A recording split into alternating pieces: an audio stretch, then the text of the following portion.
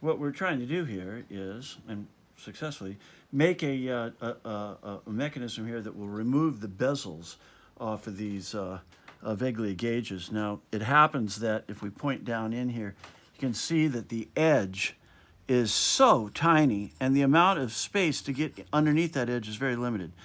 So we've done a couple things. One, we made this nifty split aluminum block here that captures just about any 2 1/16 of an inch gauge, roughly. It's got a giant lock on it here. And this does allow us to put the gauge down into it and then lock it in place. Now, we want this edge because we don't want to overbend or expand the ring as we open it. Now, this mechanism here is well, obviously a hose clamp on a little knob thing here.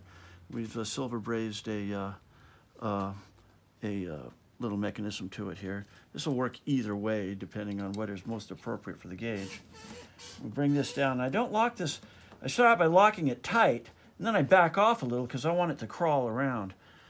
This fancy 1920s doorknob is hooked to this fancy dental tool, which is made of high-grade dental steel, and it just simply ground a spoon on the end of it. The spoon is round on one side and kind of flat on the other. Why? Because on the flat side, you need to initiate, and then on the round side, you can lift.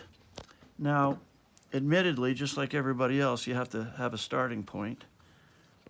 So we've come down in here, used this guide, and you can see we've already started this. And now I just kind of walk it around, lifting the bezel up with the tip of the tool. And it takes, obviously, I mean, most people are doing it without the aid of these holding devices, but oh, I gotta turn it over now that I got it started. Actually, it's better this way. Oh, there we go. And there we go. And obviously it takes some technique to get around the whole thing, but we're walking it right now and it's moving it. I am allowing the upper hose clamp to allow me to force this thing forward.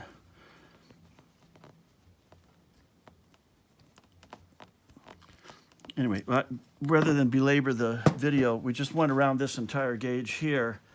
And if you look up close, you can see, yeah, it's, a little variegated there. It's not beautiful, but it certainly opened it up enough to drop it off. Now, we can take this mechanism and put it in our bead roller and roll this edge smooth. And we still have a good face and a good lip.